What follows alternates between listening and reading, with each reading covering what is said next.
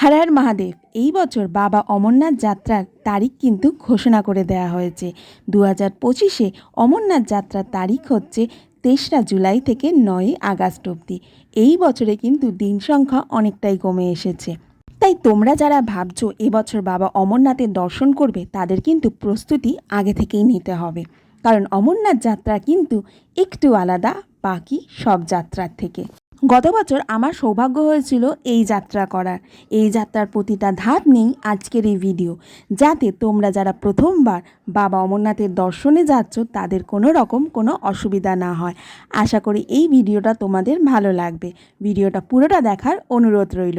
ভালো লাগলে অবশ্যই কিন্তু বন্ধু বান্ধব আত্মীয় স্বজনের সাথে শেয়ার করো ভিডিওটা। তাহলে যারা আগামী দিনে বাবা অমরনাথের যাত্রায় যাবে তাদের কোনো রকম অসুবিধা হবে না। তো চলো ভিডিওটা এবার শুরু করা যাক।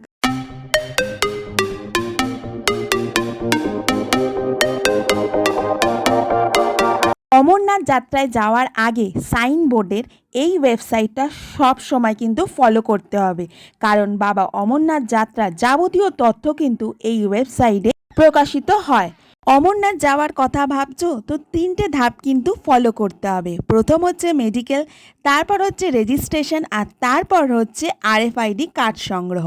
তো প্রথমে আসা যাক মেডিকেল সার্টিফিকেট নিয়ে। মেডিকেল সার্টিফিকেট কিন্তু গভর্নমেন্ট হসপিটাল থেকে ইস্যু হবে, তাও সব গভর্নমেন্ট হসপিটাল না।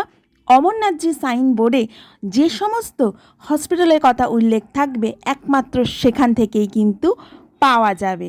লিস্টে দেখে নেবে যে তোমার এলাকার আশেপাশে কোন হসপিটাল থেকে অমরনাথ যাত্রার সার্টিফিকেট ইস্যু করা হবে। এটা দেখে সেই হসপিটালে চলে যাবে খোঁজ নিতে। গতবার আমি গেছিলাম বরানগর স্টেট জেনারেল হসপিটালে, সেখানে সুপারের ঘরের বাইরে এই লিস্টটা টাঙানো ছিল। কি কি টেস্ট করতে হবে সেগুলোই এখানে উল্লেখ করা ছিল। তার মধ্যে ENT এবং মেডিসিনের হসপিটাল থেকেই চেক করাটা মাস্ট ছিল। আমি মার্চ মাসের শুরুতে চলে গেছিলাম বরানগর স্টেট জেনারেল হসপিটালে। সেখানে একটা 2 টাকার টিকিট করে চলে যাই ডাক্তারের কাছে, যে অমরনাথ যাত্রার যাবতীয় যে সমস্ত রকমের টেস্ট হবে সেগুলো তিনি ওই কাগজে লিখে দেন। তারপর হসপিটাল থেকে ENT এবং মেডিসিনের যাবতীয় টেস্ট করিয়ে আমি বাড়ি চলে আসি। বাকি সমস্ত টেস্ট সময়ের অভাবের জন্য আমি প্রাইভেটে করি। তোমরা চাইলে কিন্তু হসপিটাল থেকে করতে পারো, কোনো অসুবিধা তাতে কিন্তু নেই। এবার তোমরা শ্রী অমরনাথজি সাইনবোর্ড থেকে মেডিকেল ফর্মটা ডাউনলোড করে প্রিন্ট আউট বার করে নিও। দিয়ে ফর্মটাকে ফিল আপ করে হাতের কাছে রেডি রেখো। ফর্মেতে তোমার নাম, date of birth, address, Aadhaar number, যদি কিছু রোগ থাকে তো সেগুলো উল্লেখ করো, যেমন হাই BP, সুগার বা কোনো সার্জারি হয়েছে কিনা এই সমস্ত। ফর্মের নিচের পোর্শনটা কিন্তু হসপিটালের সুপার ফিল আপ করবে, এই জায়গাটা কিন্তু তোমরা কেউ ফিল আপ করবে না।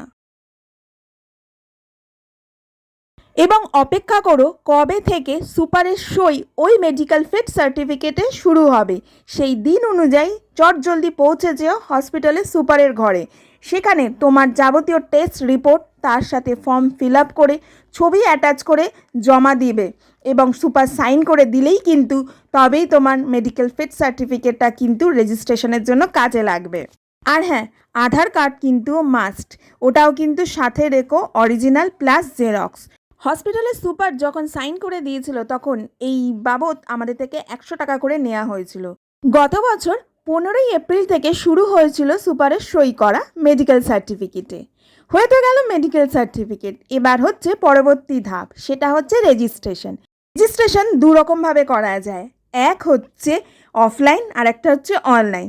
ক্ষেত্রেই আপনাকে ঠিক মেডিকেল ফর্মের মতো একটা অ্যাপ্লিকেশন ফর্ম ডাউনলোড করে প্রিন্ট আউট বার করে নিতে হবে, সেটাকে ফিল আপ করতে হবে। যদি তোমরা অফলাইনে রেজিস্ট্রেশন করতে চাও তাহলে মেডিকেলের মতোই ওয়েবসাইটে বেরিয়ে যাবে কোন কোন ব্যাংকে অফলাইন রেজিস্ট্রেশন হয়। সেই ব্যাংকে খুব ভোর ভোর চলে যাবে, কারণ প্রচুর লাইন পড়ে। এই অ্যাপ্লিকেশন ফর্ম ফিল আপ, তার সাথে অরিজিনাল হেলথ সার্টিফিকেট, আধার কার্ড অরিজিনাল এবং জেরক্স, সঙ্গে সঙ্গে তোমরা পেয়ে যাবে তোমাদের রেজিস্ট্রেশন। আর যদি অনলাইনে করতে চাও তাহলে যে কোনো সময় ওয়েবসাইটে ঢুকে এই 2টো ফর্ম আপলোড করে দিলেই তোমরা হাতে তোমাদের রেজিস্ট্রেশন পেয়ে যাবে, শুধু সেটার প্রিন্ট আউট করতে হবে। অমরনাথ যাত্রা 2টো রুট দিয়ে করা যায়, একটা হচ্ছে পেহেলগাঁও হয়ে চন্দনবাড়ি রুট, আর একটা হচ্ছে বালতাল রুট। রেজিস্ট্রেশন করার আগে তোমরা কিন্তু ভেবে নিও তোমরা কোন রুট দিয়ে যাবে, কারণ যে রুট দিয়ে রেজিস্ট্রেশন হবে তোমাদের কিন্তু সেই রুট দিয়ে যেতে হবে। চেকিং কিন্তু ওখানে হয়। পেহেলগাঁও চন্দনবাড়ি রুট দিয়ে যেতে গেলে তোমাদের 3 দিন সময় লাগবে, আর যদি বালতাল রুট দিয়ে যাও তাহলে একই দিনে বাবাকে দর্শন করে তোমরা নেমে আসতে পারবে। আমি গেছিলাম পেহেলগাঁও হয়ে চন্দনবাড়ির রুট। তো তোমাদের এতক্ষণে মেডিকেল হেলথ সার্টিফিকেট হয়ে গেল, রেজিস্ট্রেশন ফর্মও হয়ে গেল এবং তোমরা জেনে গেছো তোমরা কোন রুট দিয়ে যাবে। এবার পালা হচ্ছে আরএফআইডি কার্ড সংগ্রহ আর ট্রেন বা ফ্লাইটের টিকিট বুক করা। আরএফআইডি কার্ড তোমরা জম্মু বা শ্রীনগরে পেয়ে যাবে। তো এবার কথা আসা যাক যে কিসে যাবে।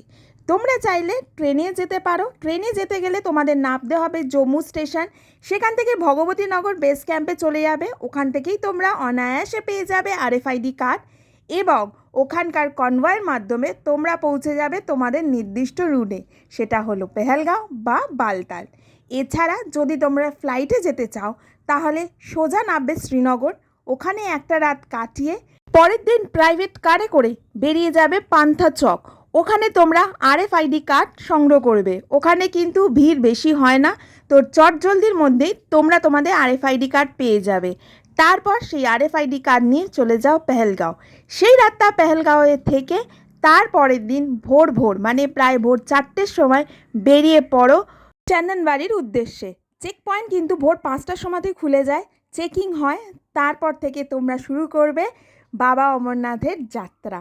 আর একটা কথা তোমাদের বলে রাখি, তোমরা চাইলে ভগবতীনগর বেস ক্যাম্প থেকে বাসে করেও আসতে পারো পেহেলগাঁও, সেখান থেকে আবার বেস ক্যাম্প থেকে বাসে করেও আসতে পারো চন্দনবাড়ি। কিন্তু সেক্ষেত্রে কিন্তু সময় একটু বেশি লাগে, কারণ কনভয় ভোর 5টার আগে কিন্তু বেরোয় না।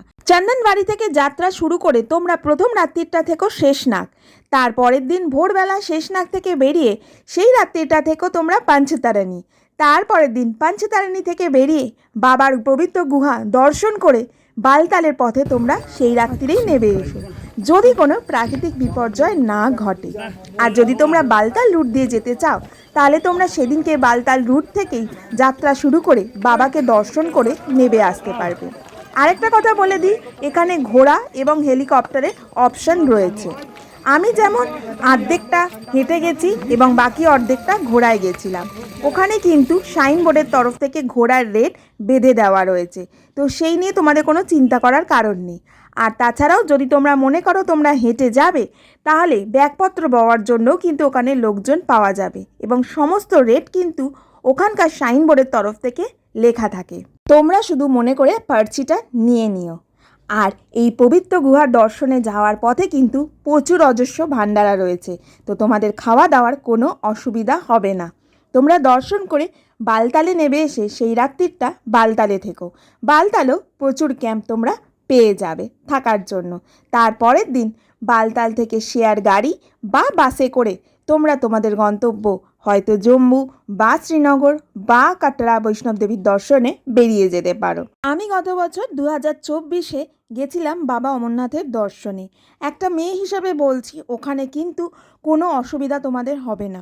বাথরুম যথেষ্টই পরিষ্কার পরিচ্ছন্ন থাকে এবং তোমরা গরম জলও কিন্তু পেয়ে যাবে পয়সার বিনিময়ে। আমি গত বছর কীভাবে এই যাত্রা সম্পূর্ণ করেছিলাম সেটা দেখতে হলে আমি ডেসক্রিপশন বক্সে লিঙ্ক দিয়ে দেবো, তোমরা ওই ভিডিওগুলো কিন্তু চেক করতে পারো। এবার কিছু গুরুত্বপূর্ণ বিষয় তোমাদেরকে বলে রাখি। যারা ভাবছো যে তোমরা হেঁটে বাবার কাছে যাবে তাদের কিছু বিষয় জেনে রাখা ভালো। পেহেলগাঁও রুট দিয়ে যেতে গেলে তোমাদের কিন্তু 3 দিন প্রায় হাঁটা পথ, তো প্রত্যেক দিন তোমরা এখন থেকেই কিন্তু একটু হাঁটা, একটু শরীরচর্চা, একটু যোগব্যায়ামের দিকে নজর দিও। গণেশ টপ কিন্তু এর মধ্যিখানে পড়ে, যেটা অনেকটাই হাই অল্টিটিউড। অনেকেরই অসুবিধা হয়, কিন্তু আমার সেরকম অসুবিধা হয়নি। তাও তোমরা সেফটি পারপাসে কর্পূর রাখতে পারো, কিছু চকলেট ক্যারি করতে পারো, লজেন্স সাথে করে রাখতে পারো। আরেকটা কথা মনে রাখবে, তোমরা এখানে তীর্থ করতে এসছো, কে তোমার থেকে এগিয়ে যাচ্ছে কে পিছিয়ে পড়ছে দেখো না, তুমি তোমার মতো চলো। এতটা দূর যখন এসেছো তার মানে বাবা তোমাকে ডেকেছে। বাবা যখন ডেকেছে নিয়ে যাওয়ার দায়িত্ব তার, শুধু তোমার তার ওপর আস্থা রাখতে হবে, বিশ্বাস রাখতে হবে, তিনি তোমাকে ঠিক তোমার গন্তব্যে পৌঁছে দেবে। আর যারা ভাবছো হেলিকপ্টারে যাবে, হেলিকপ্টারেরও যাবতীয় তথ্য তোমরা সাইনবোর্ডের ওয়েবসাইটে কিন্তু পেয়ে যাবে। হেলিকপ্টার কিন্তু পেহেলগাঁও আর বালতাল দিয়ে ছাড়ে, দুটোরই একটাই হেলিপ্যাড অমরনাথ যাত্রায় আছে, সেটা হচ্ছে পঞ্চতারণী। তারপর কিন্তু 6 কিলোমিটার তোমাদের হেঁটে, ঘোড়ায় বা পালকিতে করে যেতে হবে। আর ব্যাগ কিন্তু বেশি ভারী করো না, কারণ এটাতে কিন্তু তোমাদের হাঁটতে প্রচণ্ড কষ্ট হবে। এমনিতেও ওখানে ঠান্ডা থাকে না, রাতের দিকেই যা ঠান্ডা থাকে। আর প্রত্যেকটা টেন্টে কিন্তু পর্যাপ্ত পরিমাণে কম্বল দেয়, তো সুতরাং তোমাদের সেটা নিয়ে কোনো অসুবিধা হবে না। একটাই শুধু শীতের বস্ত্র রেখো, বাদবাকি হালকা জামা কাপড় নিয়ে যাও। ডকুমেন্টস ক্যারি করো, প্রয়োজনীয় ওষুধ সাথে রেখো। আরেকটা জিনিস সাথে রেখো, সেটা হচ্ছে বাবার প্রতি অগাধ ভালোবাসা, বিশ্বাস। তিনি ঠিক তোমাকে পৌঁছে দেবেন তোমার গন্তব্যে। আর অমরনাথ যাত্রার যাবতীয় যদি কিছু প্রশ্ন থাকে অবশ্যই আমাকে কমেন্ট বক্সে কিন্তু করো। আর আমি একটা হোয়াটসঅ্যাপ গ্রুপের লিঙ্ক শেয়ার করছি ডেসক্রিপশন বক্সে। তোমরা যারা ভাবছো এই বছরই অমরনাথ যাত্রায় যাবে, তাহলে তারা ওই গ্রুপটায় জয়েন করো। তোমরা ওখানে তোমাদের সমস্ত প্রশ্নের উত্তর পেয়ে যাবে। তো এই ভিডিওটা আজ আমি এত দূরই রাখলাম। আমার অমরনাথ যাত্রার প্রত্যেকটা পর্ব যদি জানতে হয় তাহলে ডেসক্রিপশন বক্সে আমি লিঙ্ক দিয়ে দেবো, তোমরা দেখে নিও। আর ভিডিওটা কেমন লাগলো অতি অবশ্যই জানিও। খুব তাড়াতাড়ি দেখা হচ্ছে নতুন কোনো ভিডিও নিয়ে। Till then take care, tata.